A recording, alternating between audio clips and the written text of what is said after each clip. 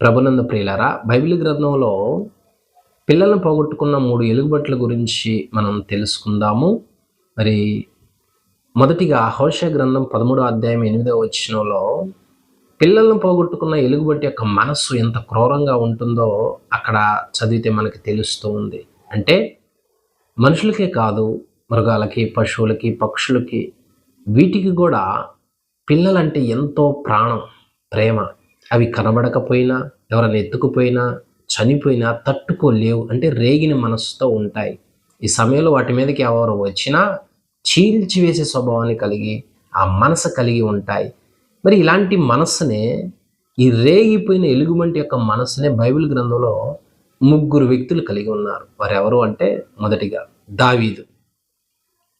దావీదు ఏ సందర్భంలో ఈ మనసు కలిగి ఉన్నాడు అంటే, అబ్షాలోము, దావీదు కుమారుడైన అబ్షాలోము తండ్రి రాజ్యం తనకు దక్కాలి, నేను రాజుగా ఉండాలి, నన్ను అందరూ నాయకుడు అనాలి, నేను వీళ్ళని పరిపాలించాలన్న మనసు కలిగి అందరినీ, ప్రజలను తన వైపు త్రిప్పుకొని తండ్రి రాజ్యం తనకు వచ్చేటట్లు మాయ మాటలు చెబుతూ ఉంటాడు ప్రజలకి. ఈ సంగతి తెలుసుకున్న దావీదు అబ్షాలోము చేతిలోంచి మనల్ని ఎవరూ రక్షించలేరని 600 మంది సైనికులను తీసుకొని, భార్యలను, పిల్లల్ని తీసుకొని, చెప్పులు కూడా లేకుండా ఏడ్చుకుంటూ వెళ్ళిపోతాడు, అరణ్యానికి వెళ్ళిపోతాడు. అయితే ఈ పరిస్థితుల్లో అదివరకు దావీదు దగ్గర మంత్రిగా చేసిన అహీతోపెలు అబ్షాలోముకి సలహా ఇస్తూ ఉంటాడు. ఏమని? ఈ రాత్రి, అనగా దావీదు అరణ్యానికి వెళ్ళిపోయాడు, అలసిపోయి ఉంటాడు ప్రయాణం చేసి. ఎవరికి తెలియకుండా ఈ రాత్రి నేను సైన్యాన్ని తీసుకుని వెళ్ళి దావీదు మీద పడి దావీదుని పట్టుకుంటా, అప్పుడు రాజ్యం మొత్తం నీది అవుతుంది, అందరూ నీ వైపు త్రిప్పబడతారన్న ఆలోచన ఇస్తాడు. అయితే ఇదే సమయానికి హూషై అనే వ్యక్తి వస్తాడు. వచ్చి అహీతోపెలు చెప్పిన ఆలోచన మంచిది కాదు ఇప్పుడు. ఎందుకంటే నీ తండ్రి ఒక కుమారుని పోగొట్టుకొని ఉన్నాడు. అమ్నోను అప్పటికి దావీదు పెద్ద కుమారుడు చచ్చిపోయి ఉన్నాడు. కుమార్తె కూడా చెరపబడిపోయినది, రాజ్యం కూడా పోయినది. ఈ పరిస్థితుల్లో నీ తండ్రి మనసు ఎలాగుంటుందో ఒక్కసారి ఆలోచించు అని ఆ మనస్సును దేన్ని పోల్చి చెబుతున్నాడు అంటే, అక్కడే 2వ సమూయేలు గ్రంథం 17వ అధ్యాయము 8వ వచనంలో దావీదు యొక్క మనస్సు పిల్లల్ని పోగొట్టుకున్న ఎలుగుబంటి మనస్సు వలె రేగిపోయి ఉన్నది అని చెబుతాడు. ఎందుకు ఇంత ఖచ్చితంగా చెబుతా ఉన్నాడు అంటే, అంతే, పిల్లల్ని పోగొట్టుకున్న ఆ వ్యక్తికి ఎంత బాధ, వేదన, రేగిపోయే మనస్సు ఉంటుందో మనం తెలుసుకోవచ్చు ఆ లేఖనాన్ని బట్టి, దావీదు యొక్క మనస్సును బట్టి. కాబట్టి ఈ పరిస్థితుల్లో ఇలా తెలుసో తెలియకో సైన్యాన్ని తీసుకుని వెళితే రేగిపోయిన మనస్సుతో ఉన్న దావీదు, మరి అతని పక్కన ఉన్న బలాజ్యులు, వీరందరూ ఈ సైన్యం మీద పడతారు, వాళ్ళని చంపుతారు. కాబట్టి ఇది క్షేమం కాదు. దాను నుంచి బేర్షెబా వరకు సైన్యాన్ని అంతటిని పోగు చేసి అప్పుడు దావీదు మీద పడితే దావీదు తప్పించుకోలేడు అని ఈ హూషై కూడా సలహా ఇస్తాడు. ఎందుకు ఇదంతా జరుగుతుంది అంటే, దావీదు కుటుంబాన్ని, అనగా అబ్షాలోమునకు సలహాలు ఇచ్చి చెడగొడుతున్నదే అహీతోపెలు. ఈ సంగతి దావీదు తెలుసుకుంటాడు. బాగా గమనించండి, అప్పటికి జరగాల్సిన నష్టం జరిగిపోయింది. అది వరకు తెలియక తప్పు చేశాడు, ఆ ఫలం అనుభవిస్తా ఉన్నాడు. ఇప్పుడు జరగాల్సిన నష్టం అంతా జరిగిపోతుంది. అయితే పెద్ద కుమారుడు చనిపోయాడు, భార్యలు చెరపబడ్డారు, కుమార్తె చెరపబడ్డది. మరి ఇప్పుడు దావీదు దగ్గర ఎవరున్నారంటే ఇంకా ఉన్నారు, పిల్లలు కూడా ఉన్నారు, భార్యలు ఉన్నారు, సైనికులు వాళ్ళ పిల్లలు కూడా ఉన్నారు. మరి అహీతోపెలు ఏం ఆలోచనిస్తున్నాడు? ఈ రాత్రి ఎవరికి తెలియకుండా అతని మీద పడతాను అంటున్నాడు. అంటే ఈ ఆలోచన కనుక అబ్షాలోము వింటే, సడన్గా అహీతోపెలు సైన్యాన్ని తీసుకొని వచ్చి దావీదు మీద పడినప్పుడు వీళ్ళు తప్పించుకున్న వీళ్ళ పిల్లలు, భార్యలు ఏమైపోతారో ఒకసారి ఆలోచించండి. వాళ్ళకు కూడా ప్రాణహాని కలుగుతుంది. కాబట్టి ఇది తెలుసుకున్న దావీదు తన కుటుంబాన్ని ఎవరు చెడగొడుతున్నారో, ఎవరు ఆలోచన చెప్పి తన కుమారుని ఇలా చేస్తా ఉన్నారో తెలుసుకున్నాడు దావీదు, తెలియపరిచాడు దేవుడు. అహీతోపెలని తెలుసుకుంటాడు. ఈ సమయంలో దావీదు ఏం చేస్తూ ఉంటాడు అంటే 15వ అధ్యాయం 2 సమూయేలు గ్రంథం 15వ అధ్యాయము 31వ వచనంలో తన కుమారుడికి ఆలోచన చెప్పి చెడగొడుతున్నటువంటి అహీతోపెలు ఆలోచన చెడగొట్టు ప్రభువా అని ప్రార్థన చేస్తాడు. బాగా గమనించండి, దావీదు రేగిన మనస్సు కలిగి ఉండి, ఎలాగో ఇదివరకు నాకు పెద్ద కుమారుడు పోయారు, నష్టం జరిగింది, కానీ ఇప్పుడు మిగిలిన వాళ్ళ మీదకి ఆ శిక్ష, మిగిలిన వాళ్ళ మీదకి ఆ ప్రమాదం రాకుండా ఉండటానికి రేగిన మనసు కలిగి ఉండి వీళ్ళనైనా రక్షించుకోవటానికి ప్రార్థన చేస్తున్నాడు. దేవుడి సన్నిధిలో ప్రార్థన చేస్తూ ఉన్నాను. నేను అడుగుతున్నా, ఇప్పటికే ఎంతోమంది బిడ్డలను కావచ్చు, కుటుంబాలని, సహోదరులను కోల్పోయి ఉండొచ్చు. నీవు ఇలాంటి పరిస్థితులు ఎలా ఉండాలి అని లేఖనం సెలవిస్తా ఉన్నానంటే రేగిన మనస్సుతో ఉండాలి, అంటే మండిపడే మనస్సుతో ఉండాలి. జరిగిన నష్టం ఇంతవటికి చాలు, ప్రమాదం ఇంతవటికి చాలు, వేదన ఇంతవటికి చాలు, అవమానం నిందలో ఇంతవటికి చాలు, ఇక మీదట ఇది బ్రతికున్న వాళ్ళ మీదకి పాకకుండా, వాళ్ళకి నష్టం కలిగించకుండా ఉండాలి అంటే రేగిపోయి మనసు కలిగి ఉండి ప్రార్థించటం నేర్చుకోవాలి. దావీదు చేస్తుంది అదే, దావీదు మొరపెడుతుంది అదే, ఏడుస్తుంది అదే. ఎంతమందిని పోగొట్టుకున్నావు నీ కుటుంబంలో? రక్షణ లేకుండా ఎంతమంది చచ్చిపోయారు, ఎంతమంది పాపంలో పడిపోయి చేతికి అందకుండా ఉన్నారు, సాతాన్ని ఎంతమందిని చెరిపాడు, ఎంతమంది నష్టపరిచారు. మరి ఇదంతా తెలుసుకున్న నీవు తల్లిగా, తండ్రిగా ఏం చేస్తూ ఉన్నావు? మెదలకుండా ఉంటే ఇది సమయం కాదు. రేగిపోయిన మనస్సుతో మండిపడి ప్రార్థన చేయాలి. నాకెందుకు లేని పట్టించుకోకున్నట్లు ఉండకూడదు. నువ్వు మౌనంగా ఉంటే శ్రమ కాలమున నీవు కృంగిని ఎడల చేతగాని వ్యక్తి అవుతావు. దావీదు ఇప్పుడు మౌనంగా ఉంటే మిగిలిన వాళ్ళు కూడా దక్కరు, వాళ్ళ ప్రాణాలు కూడా పోతాయి. కాబట్టి మొదట ఏ రేగిపోయిన మనసుతో ఉన్నాడు అంటే మిగిలిన వాళ్ళ మీద కూడా ఈ ప్రాణాపాయం రాకుండా ప్రార్థించాలన్న రేగిపోయిన మనసు కలిగి ఉన్నాడు. అందుకనే ఆ ప్రార్థనలో అహీతోపెలు ఆలోచన చెడగొట్టు, సక్సెస్ కానీ మాకు, అతడి రాత్రి మా మీదకి దానికి రానియవద్దు, నా పిల్లలు బ్రతకాలి, నా కుటుంబం బ్రతకాలి, నష్టం ఇంతటితోనే ఆపివేయి ప్రభువా అని ప్రార్థన చేస్తూ ఉన్నాడు. అలా గనక చేయగలిగినట్లయితే ప్రతి ఒక్కరూ కూడా మిగిలిన వాళ్ళనైనా రక్షించుకోగలుగుతారు, మిగిలిన వాళ్ళనైనా దేవుని వైపు నడిపించుకోగలుగుతారు, జీవంతో ప్రాణంతో ఉంచుకోగలుగుతారు. ఇంకా నాకు ఏముందిలే అన్నట్టు దావీదు తీసుకోలా, రేగిపోయిన మనస్సుతో ప్రార్థిస్తూ ఉన్నాడు. నువ్వు కూడా ప్రార్థించు, నువ్వు కూడా కన్నీళ్ళు విడు.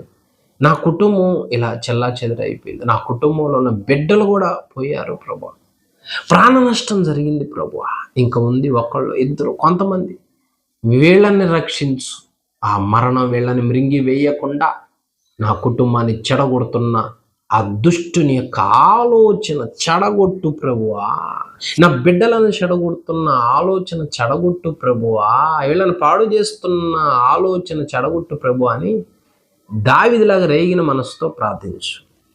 మరి దావీదు ప్రార్థన దేవుడు విన్నాడా అంటే ఖచ్చితంగా విన్నాడు. చూడండి 2 సమూయేలు గ్రంథం 17వ అధ్యాయం 14వ వచనంలో దావీదు ప్రార్థన దేవుడు ఆలకించి అహీతోపెలు ఆలోచన చెడగొట్టాడు కాబట్టి ఆ రాత్రి దావీదు మీదకి రావాల్సిన సైన్యం, యుద్ధవీరులు రాకుండా ఆగారు. వెంటనే తెలుసుకున్న దావీదు సురక్షితమైన ప్రాంతానికి వెళ్ళిపోయాడు. ఆ తర్వాత యుద్ధం జరిగితే దావీదుకి విజయం వచ్చింది. అంటే దీన్ని బట్టి ఆలోచన ఏంటి? నష్టం జరుగుతున్నా నువ్వు చూస్తూ ఉండొద్దు. ప్రాణ నష్టం జరుగుతుంది, ఆత్మీయ జీవితానికి నష్టం జరుగుతుంది, చచ్చిపోతా ఉన్నారు నీ కళ్ళ ముందే, కానీ దావీదు ఏం చేస్తున్నాడు అంటే రేగిపోయిన మనస్సు కలిగి ఉన్నాడు. మరలా ప్రారంభించు ప్రార్థన, మరలా ఉపవాస ప్రార్థన చేయి, దేవుని సన్నిధికి నడు, కన్నీళ్లు విడు, ఈ నష్టాన్ని ఇంతటితోనే ఆపు ప్రభువా, ఇక మిగిలిన వాళ్ళకి ఈ నష్టం రాకుండా, ఈ ప్రమాదం రాకుండా, ఈ మరణాపాయం, ఈ ప్రాణాపాయం రాకుండా ఆపు ప్రభువా అని ప్రార్థించు. నీ ప్రార్థన పిల్లల్ని పోగొట్టుకున్న ఎలుగుబంటికున్న మనసు ఉందంట దావీదుకి. ఆ విధంగా మండిపోయి ప్రార్థన చేస్తూ ఉన్నా. దేవుడు ఆ ప్రార్థన ఆలకించాడు. నీవు కూడా ప్రార్థించటం నేర్చుకో. దేవుడు ఖచ్చితంగా మిగిలిన వాళ్ళని రక్షిస్తాడు. హల్లెలూయా. ఇది మొదటి ఎలుగుబంటికి ఉన్న రేగిన మనస్సు. అంటే నష్టం ఎలాగో జరిగిపోయి ఇదివరకు వాళ్ళు అయిపోయారు, మిగిలిన వాళ్ళకైనా ఆ అపాయం రాకుండా, ఆ నష్టం రాకుండా రేగిపోయి ప్రార్థించే మనసు. తర్వాత రెండవ మనసు ఎవరికి ఉన్నది అంటే, ఒకసారి దావీదు తన ఎద్దనున్న 600 మంది యుద్ధానికి వెళతారు. ఆ యుద్ధానికి వెళ్ళి 3వ దినాన రాగా వీళ్ళున్న సిక్లగు అనే ప్రాంతానికి కొంతమంది అమాలేకీలు వచ్చి అక్కడున్న గనులైన, అల్పులైన, ఆడవారిని, పిల్లల మొత్తాన్ని తీసుకుని చెరబట్టుకొని వెళ్ళిపోతారు. చెరబట్టుకొని వెళ్ళిపోయిన తర్వాత వీళ్ళు వచ్చి చూసినప్పుడు అదంతా కాలిపోయి ఉంటుంది, శ్మశానం అలాగా. ఈ పొజిషన్లో దావీదు, తర్వాత దావీదు సైనికులు ఏడవటానికి శక్తి లేనంతగా ఏడ్చారు అని 2వ సమూయేలు గ్రంథం 30వ అధ్యాయము 4వ వచనంలో ఉంటుంది. శక్తి లేనంతగా ఏడ్చాడు అంటే ఎంత వేదన, ఎంత దుఃఖము, ఎంత మండిపోతా ఉన్నారు. నా పిల్లలు ఏమైపోయారు, ఎటు వెళ్ళిపోయారు, బ్రతికారా, చనిపోయారా, వాళ్ళని చూడకపోతే మేము ఎలా బ్రతకాలంత వేదనతో మండిపోయి దుఃఖం అంటే ఏడవటానికి శక్తి లేనంత ఏడిచారంట వాళ్ళు. ఈ పరిస్థితుల్లో దేవుడికి దావీదు ప్రార్థన చేస్తే, వెళ్ళు నీ వాళ్ళని దక్కించుకుంటావు అన్నప్పుడు ఆ రేగిపోయిన మనసు కలిగి ఉన్న యుద్ధ వీరులు, సైనికులు దావీదు వెంట యుద్ధానికి వెళుతున్నారు. చూడండి, 1 సమూయేలు గ్రంథం 30వ అధ్యాయం 9వ వచనంలో యుద్ధానికి రెడీ అయ్యారు వాళ్ళు. నీవు రేగిపోయిన మనస్సు కలిగి ఉంటే, పిల్లలను పోగొట్టుకున్న ఎలుగుబంటి యొక్క మనస్సు, రేగిపోయిన మనస్సు నీకుంటే, రెండవదిగా నువ్వేం చేస్తావు? నీ బిడ్డలను దుష్టుడు చెడు వైపు లాక్కెళ్ళాడు, చెరబట్టుకుని వెళతా ఉన్నాడు. కనుకనే మద్యం మత్తులో వాళ్ళు బానిసలు అయిపోయారు. దుష్టుడు కాళ్ళ దగ్గర కట్టేశాడు.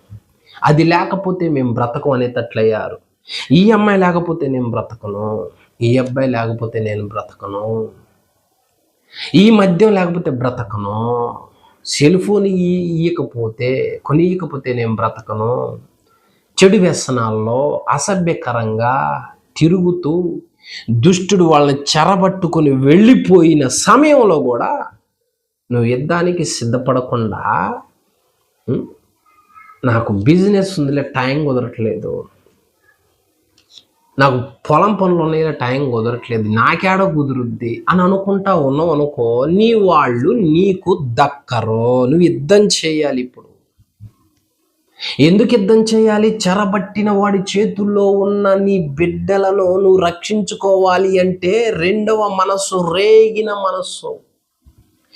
మొదటి మనస్సు మిగిలిన వాళ్ళ మీదకి ప్రాణాపాయం రాకుండా వాళ్ళు కాపాడబడాలి అంటే రేగిన మనసుతో ప్రార్థించు. రెండవదిగా, పోయిన వాళ్ళు దుష్టుని చేతిలో ఉన్న నీ బిడ్డలు, నీ కుటుంబీకులు, నీ పిల్లలు ఆ అలవాట్లోంచి, ఆ దుష్టుడి బంధకాల నుంచి బయట పడాలి అంటే నువ్వు ఇప్పుడు యుద్ధం చేయటం నేర్చుకోవాలి, యుద్ధానికి రావటం నేర్చుకోవాలి. యుద్ధానికి రావటం అంటే ఇప్పుడు మందిరం ప్రారంభం అయితే 12 గంటలకు కాదు, 9:30 ప్రార్థన అయితే 12 గంటలకి నువ్వు యుద్ధం చేయటానికి వస్తే నువ్వు ఏ శక్తిని పొందుకుంటావు? దేవుడు నీతో ఏం మాట్లాడతాడు?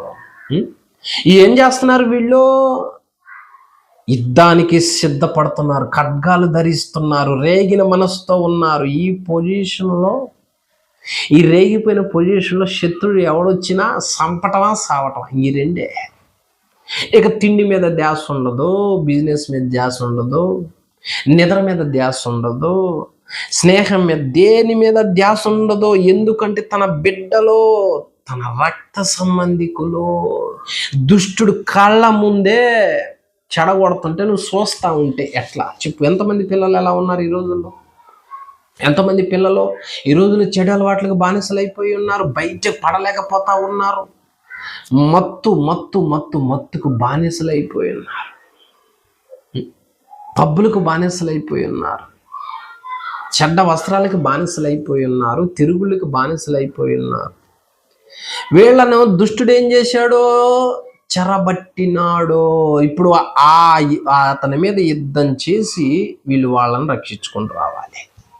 మరి వీళ్ళు యుద్ధానికి రమ్మంటే వచ్చారా? యుద్ధానికి రమ్మంటే పిలవగానే సిద్ధమయ్యారా? ఒక్కొక్క ఆమె, ఒక్కొక్క వ్యక్తి ప్రార్థనకు రావా అంటే ఇవాళ కుదరదులే. ఇంకొక వ్యక్తి ఉపవాస ప్రార్థనలు ఉన్నాయి రా అంటే ఈసారి వస్తాలే.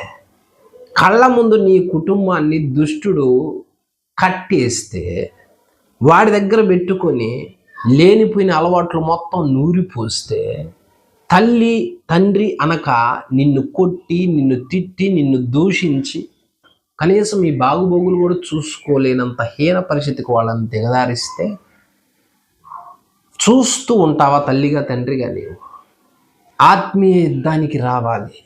ఇప్పుడు రేగిన మనసు, మండిపడే మనసు అంటే పైపుల దగ్గర, నీళ్ళ దగ్గర, పనుల దగ్గర, వాటి దగ్గర కాదు. దాని దగ్గర ఎలాగో వాటి దగ్గర రేగిపోయిన మనస్సు ఉంటుంది. మరి దురలవాట్లు నీ బిడ్డను చీలుస్తున్నాయి. అక్కడ నువ్వు దాన్ని చీల్చాలి. రేగిపోయిన మనస్సు కలిగి ఉండి ఒక ఎలుగుబంటి లాగా అదోరకు ఉంటుందా? మృగమైనా ఏం చేస్తుంది? చీల్చుద్దంట అది.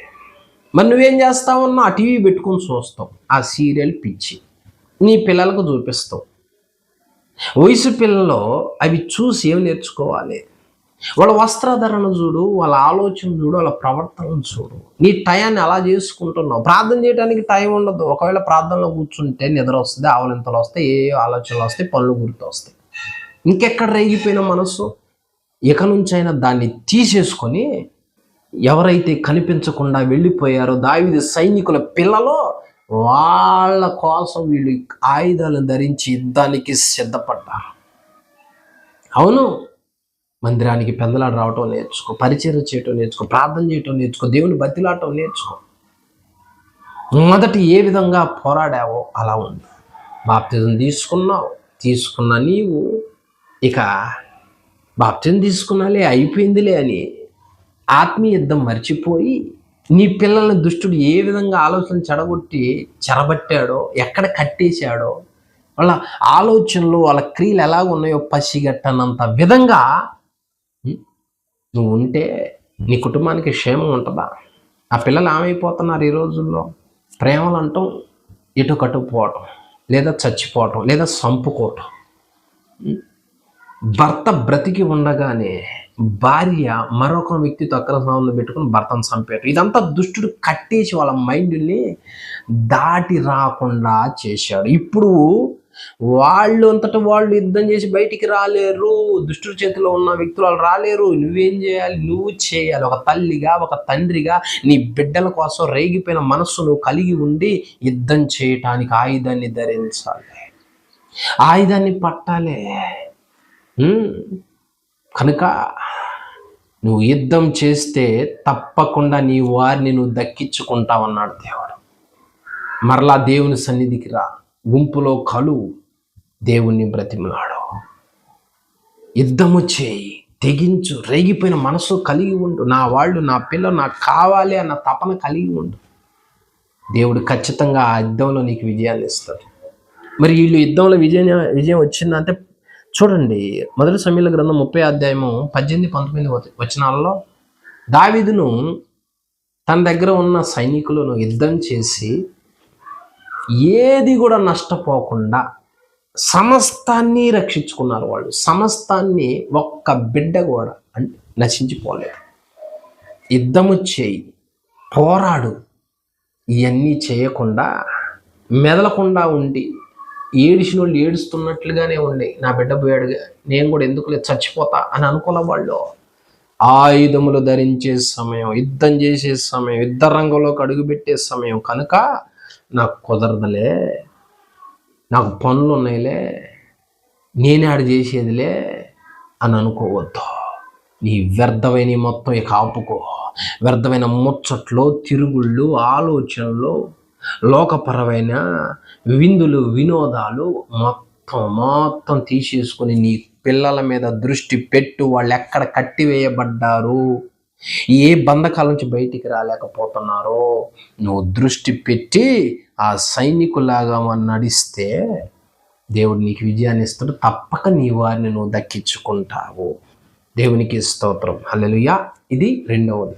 మొదటిగా పిల్లల పోగొట్టుకున్న ఎలుగు వంటి మనసు వలె రేగిపోయి ఎవరిది ఉన్నదంటే దావీదుది. ఏ మనసు అది? ఇదివరకు ప్రాణ నష్టం జరిగింది, ఇక మిగిలిన వారి మీదకి అదే ప్రాణ నష్టం రాకుండా ఉండటానికి ప్రార్థించే రేగిన మనసు. రెండవదిగా దావీ దగ్గర ఉన్న సైనికులు కూడా ఆ దినాల్లో పిల్లలు పోగొట్టుకుంటారు, అమాలేకీలు చెరబట్టి తీసుకుని వెళ్ళిపోతారు. వీళ్ళే మనసు కలిగి ఉన్నారు అంటే యుద్ధం చేసే మనసు కలిగి ఉన్నారు, ఆయుధాన్ని ధరించుకున్నారు అంటే దుష్టుడు ఏ చెడ్డ అలవాట్లలో నీ పిల్లల్ని కట్టేశాడో, వాళ్ళు దాని నుంచి బయటికి రాలేకపోతున్నారో నీవు తెలుసుకొని ఆ దుష్టుడి మీద యుద్ధము చేయాల్సిన సమయం రెండవదిగా. అప్పుడు దుష్టుడు పారిపోతాడు. వీళ్ళు యుద్ధం చేశారు, పోయి యుద్ధం చేశారు, వీళ్ళు శ్రమ పడ్డారు, దేవుడు విజయాన్ని ఇచ్చాడు. నువ్వు కదలకపోతే అట్టా వంట సామాగ్రి నుంచి, అంటుల నుంచి, పనుల నుంచి నువ్వు కదలకపోతే అట్లా ఇంత జరుగుతున్నా ఓరక ఏడుస్తారండి కొంతమంది. ఓరక ఏడుస్తూ ఉంటారు, మందిరానికి మాత్రం రారు. దానివల్ల ఎలాంటి ఉపయోగం లేదు. వేళ్లలాగినే రేగిన మనస్సు కలిగి ఉండు. నీ బిడ్డలను చెడగొడుతున్న దుష్టుల మీద యుద్ధము చేయి, వాక్యాన్ని పట్టు, ప్రార్థన చేయి. దేవుడు నీకు యుద్ధంలో విజయం ఇస్తాడు వేళలాగా. హల్లెలూయా. ఇది రెండవ మనసు. ఇక మూడవ మనసు ఎవరికి ఉన్నది అంటే పిల్లలు పోగొట్టుకున్న ఎలుగుబంటి వలె రేగిన మనసు మూడవ వ్యక్తికి ఎవరికి ఉంది అంటే అలనాడు దావీదు తర్వాత సొలొమోను రాజ్యాన్ని పరిపాలిస్తూ ఉంటాడు. ఇతని దగ్గరకు ఒక విచిత్రమైన కేసు వచ్చింది. ఏంటి అంటే ఇద్దరు వయస్సులో ఒక ఇంట్లో ఉంటారు, ఇద్దరికి పిల్లలు పుట్టారు. ఒక ఆమె మాత్రం రాత్రి తన పిల్ల మీద పడగా ఆ బిడ్డ చచ్చిపోతుంది. రెండో ఆమె జాగ్రత్త కాపాడుకుంటుంది. ఈమెం చేస్తుంది? చనిపోయిన ఆ బిడ్డ యొక్క తల్లి, నా బిడ్డ ఎలాగో చచ్చిపోయాడు, ఇప్పుడు దాని బిడ్డ బతకూడదు, దాని బిడ్డ ఉంటే నా దగ్గర ఉండాలి, లేకపోతే చచ్చిపోయినా ఉండాలి. చూడు ఎలాంటి మనసు కలిగి ఉన్నదో. ఎలాంటి మనసు ఇది? ఇంతకీ మొదటి రాజుల గ్రంథం 4వ అధ్యాయం 26వ వచనంలో ఈ కేసు సొలొమోను రాజు దగ్గరికి వస్తుంది. సొలొమోను రాజు ఇద్దరు వాదనలు వింటాడు. విని ఎందుకులే ఇదంతా, బతుకున్న బిడ్డను శరిసాగం చేయండి, తీసుకుని పోండి అంటాడు. నిజంగా ఈమెకి నాకు దక్కంది ఇతరులకు దక్కకూడదు, నా దగ్గర లేనిది ఇతరుల దగ్గర ఉండకూడదన్న మత్సరము, చెడిపోయిన రేగిన మనస్సు కలిగి ఉండకపోతే ఆ బిడ్డ అక్కడైనా బాగుంటే ఆ బిడ్డైనా బ్రతకాలి, ఆమె బిడ్డైనా ప్రాణంతో ఉండాలి, నా అజ్ఞానం ద్వారా నా బిడ్డను చంపుకున్న వాళ్ళన్నా బాగుండాలని కోరుకునేది. కానీ ఏమనుకున్న మనస్సు ఎలాంటిది అనుకున్నావు? ఎలాంటి రేగిన మనస్సు అనుకున్నావు? నా దగ్గర లేనిది ఆమె దగ్గర ఉండకూడదు, నాకు దక్కందే ఆమెకి దక్కకూడదు, నా బిడ్డ పోయాడు ఆమె బిడ్డ కూడా పోవాలి అంటే ఇతరుల క్షేమం చూసేది కాదు, ఇతరులను నాశనం చేసే రేగిన మనస్సు అన్నమాట ఇదంతా. అందుకే కదా శరీసాగం చేస్తాను అంటే సొంత తల్లి ఏమంటుంది? ఆమె దగ్గరే ఉన్న నీ ప్రాణాలతో ఉంటే చాలా ఉంటుంది. కానీ ఈ రేగిపోయిన మనస్సు కలిగిన ఎలుగుబంటి ఏమంటుందంటే ఆ బిడ్డని చంపే అంటుంది. చూసావా ఏంటి దీని అర్థం? నీకు తెలుసు నీవు మత్తు పదార్థాలు అమ్మితే కొంతమంది నాశనం అవుతారని. నీకు తెలుసు రాయబారాలు అందిస్తే కొంతమంది పిల్లలు చచ్చిపోతారు. అంటే రాయబారాల వల్ల వాళ్ళ జీవితాలు పాడైపోతాయి.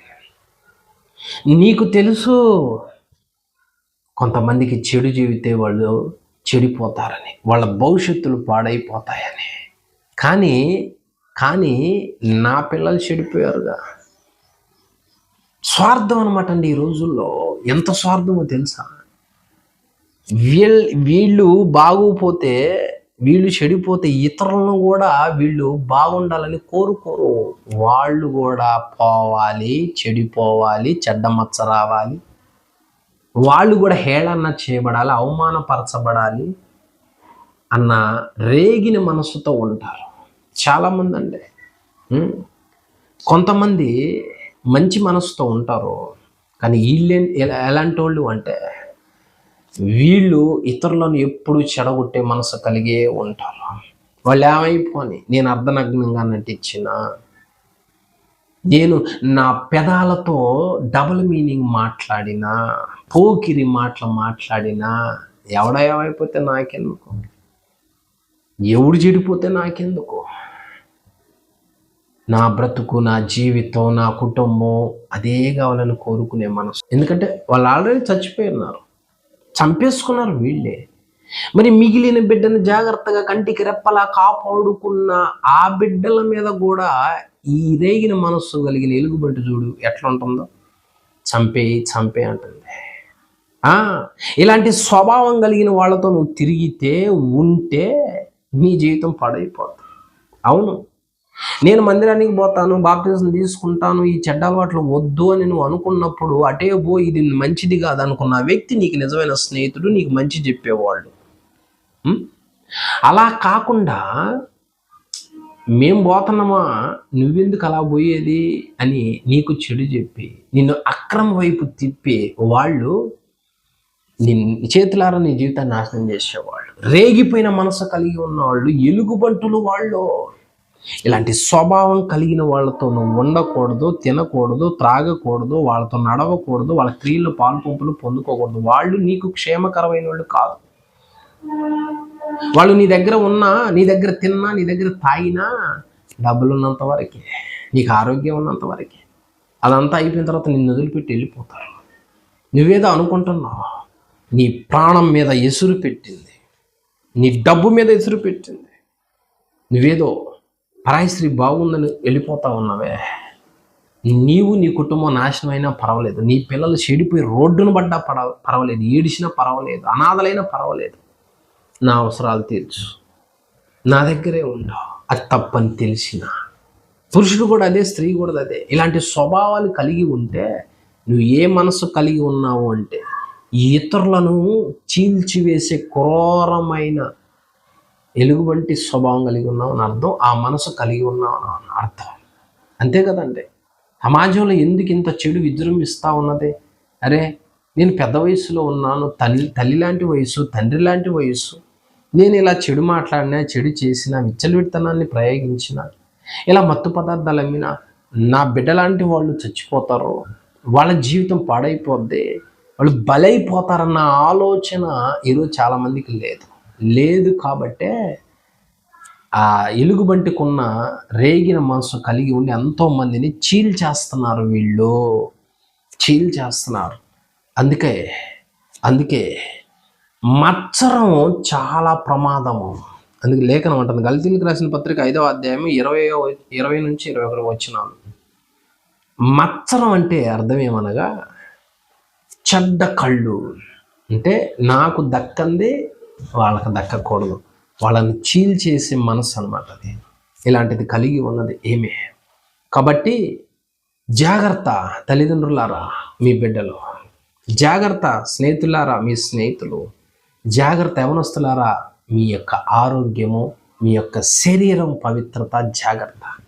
చీల్చివేసిన వాళ్ళ సవాసాలను పట్టావనుకో, వాళ్ళకే ఇక్కడ మాటలు అక్కడ మాటలు ఎక్కడ చూపుతారు, రాయబారాలు అందిస్తారు, శుభ్రంగా మీ ఇద్దరిని పాడు పనికి నడిపిస్తారు. చివరికి నీ తల్లికి నువ్వు దూరం అవుతావు, నీ తండ్రికి నువ్వు దూరం అవుతావు. ఎంత దుఃఖంతో ఉంటారో తెలుసా? ఇలాంటి చీలు చేసే వాళ్ళు ఉంటారు. వీళ్ళే అందరికి సలహాలు ఇస్తూ ఉంటారు. వీళ్ళే తప్పు ఇలా చేయంటారు. ఎందుకంటే ఇతరులు క్షేమంగా ఉండటం ఇష్టం లేదు వీళ్ళకి. నీ తండ్రి నిన్ను చదివించటానికి, నీ తండ్రి నిన్ను పోషించటానికి, పెంచటానికి నీ తల్లిదండ్రులు ఎంతో కష్టపడి కంటికి రెప్పలా కాపాడుకుంటూ నువ్వు దీర్ఘాయువుతో ఉండాలని కోరుకుంటారు. కానీ నీవు ఇలాంటి చీలు చేసే వాళ్ళ పక్కన తిరిగినవు అనుకో, వాళ్ళ మాటలు నమ్మినవు అనుకో, నీ జీవితం ఏమైపోతుందో ఒక్కసారి సమాజాన్ని బట్టి ఆలోచించు. ఈమె ఇంత జాగ్రత్తగా తన బిడ్డను కాపాడుకుంది కాబట్టి దేవుడు చూసి చివరికి న్యాయం తీరుస్తూ ఉన్నాడు. నీకు న్యాయం తీరుస్తాడు, జాగ్రత్త. అయితే ఇలాంటి మనసు కలిగిన వాళ్ళు కూడా ఉంటారని నువ్వు ఎప్పుడు గుర్తుపెట్టుకో. ఈ ముగ్గురు మనసులు బైబిల్ గ్రంథంలో పిల్లలను పోగొట్టుకున్న ఎలుగుబంట్ల మనసులు కలిగి ఉన్నారు. అంటే రేగిన మనసు, మండిపడే మనసు కలిగి ఉన్నారు. మొదటి మనస్సు, జరిగిపోయిన నష్టం చాలు, ఇతరులకి ఆ నష్టం రాకుండా ఉండటానికి ప్రార్థించే రేగిన మనస్సు. రెండవ మనస్సు, తన బిడ్డలను దుష్టుడు బంధించి చెడ్డ అలవాట్లలో కూర్చున్నప్పుడు వాళ్ళు బయటికి రాలేని పరిస్థితుల్లో వాళ్ళ కోసం అయినా వదులుకొని యుద్ధం చేసి దుష్టుల మీద పోరాడి వాళ్ళని రక్షించుకునే మనస్సు. మూడవ మనస్సు, నేను చెడిపోతే వాళ్ళు చెడిపోవాలి, నాకు లేని వాళ్ళ దగ్గర ఉండకూడదు, నాకు లేని అందం వాళ్ళ దగ్గర ఉండకూడదు, అది చెడిపోవాలి అని చెడగొట్టే రేగిన మనస్సు. ఈ 3 ఎలుగుబంట్లు మనస్సులు ఉన్నాయి బైబిల్ గ్రంథం. మరి నువ్వు ఎలాంటి మనస్సు కలిగి ఉన్నావు ఒకసారి ఆలోచించుకో. వాక్యం విన్నావు గనక ఈ వాక్య ప్రకారం నిన్ను కట్టుకో. దేవుని వాక్యము నిన్ను వెలుగులో నడిపించటానికే తప్ప చీకట్లో నడిపించటానికి కాదు. అద్భుతమైన విషయాలు బైబిల్ గ్రంథంలో ఉన్నాయి. నీ యవ్వన జీవితాన్ని దేవునికి అర్పించుకొని ప్రతిరోజు వాక్యాన్ని ధ్యానించు. దేవునితో మాట్లాడతాడు. ఏవి క్రూరమైన మనస్సులో, ఏవి మంచి మనస్సులో నీకు అర్థమవుతాయి. గుడ్డిగా ప్రతి వ్యక్తిని నమ్మితే పాడైపోయేది నీ జీవితమే. కాబట్టి ఈ 3 రకాల రేగిన మనస్సులు, ఎలుగుబంట్లకున్న మనస్సులు కలిగిన వాళ్ళు ఉన్నారు. దీన్ని బట్టి నీవే మనసు కలిగి ఉన్నావో ఆలోచించుకో. ఈ కొద్ది మాటలను దేవుడు మన హృదయంలో నీరుగట్టి ఫలింపచేయుగాక. అందరికీ వందనాలు. అందరికీ వందనములు. ఖడ్గం మినిస్ట్రీ వీడియోలకు సంబంధించిన బుక్కు ప్రింట్ అయి సిద్ధముగా ఉన్నది. మొదటి బుక్కు ఈ కనిపించే 30 అంశాల మీద ఉన్నది. కావలసిన వారు ఈ నెంబర్కు కాల్ చేసి ఆర్డర్ చేసుకొనగలరు.